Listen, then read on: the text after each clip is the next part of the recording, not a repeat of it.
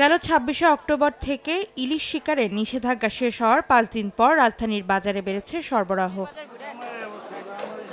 শুক্রবার রাজধানীর কারওয়ান বাজার ঘুরে দেখা যায়, চাহিদা মতো ইলিশ সরবরাহ থাকলেও কমেনি দাম। বাজারে অন্যান্য মাছের সরবরাহ ভালো থাকলেও দাম নিয়ে মিশ্র প্রতিক্রিয়া ক্রেতা বিক্রেতাদের। ইলিশের সরবরাহও ভালো বর্তমানে, এগুলা মাছ আগে পাওয়া যেত না, এখন পাওয়া যাইতেছে। এই সপ্তাহে ইলিশ মাছও আছে, অন্য মাছও আছে, মাছের আমদানিও আছে, মাছের দাম একটু বেশি। বিভিন্ন পুকুর টুকুর সৃষ্টিছে, এজন্য মাছের দাম আগের তুলনায় একটু কমই আছে। এদিকে সপ্তাহ ব্যবধানে ১০ টাকা দাম বেড়েছে পেঁয়াজের। পাইকারিতে মানভেদে পেঁয়াজ বিক্রি হচ্ছে ৭৮ থেকে ৮২ টাকায়। খুচরায় যা কিনতে ক্রেতাকে গুনতে হচ্ছে ৮৫ থেকে ৯০ টাকা। পেঁয়াজ আজকে ৮২ টাকা কাটা হইতেছে, খুচরা আপনার ৯০ টাকা ৮৫ টাকা এরকম বিক্রি করা লাগবে। পাইকারি ৪-৫ টাকা বাড়ছে।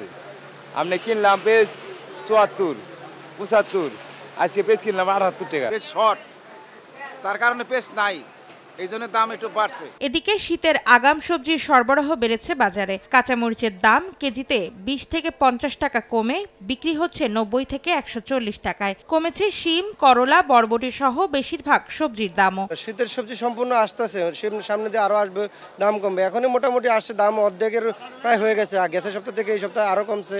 সবজির দাম বর্তমানে মিডিয়াম পর্যায়ে আছে, মানে মোটামুটি সাধারণ মানুষও কিনতে পারবো, গরিব মানুষও কিনতে পারবো। সবজির দাম আগের থেকে একটু কম আছে। গত ২ বাজারও সবজির দাম একটু বেশি ছিল, একটু কমছে আর কি। দেশি ব্রয়লার মুরগির দাম স্থিতিশীল থাকলেও কমেছে লেয়ার ও সোনালীর দর। ব্রয়লার মুরগিটা আজকে ৩ সপ্তাহ অ্যাকুরেট, সোনালী মুরগি, লেয়ার মুরগি, দেশি মুরগি এটা উঠানামা করতেছে। বাজারে দাম কমতির বাতাস বইলেও বৃহস্পতিবার বিকেল থেকে বিদ্যুৎ না থাকায় ভোগান্তি বাড়িয়েছে কারওয়ান বাজারের ক্রেতা বিক্রেতাদের।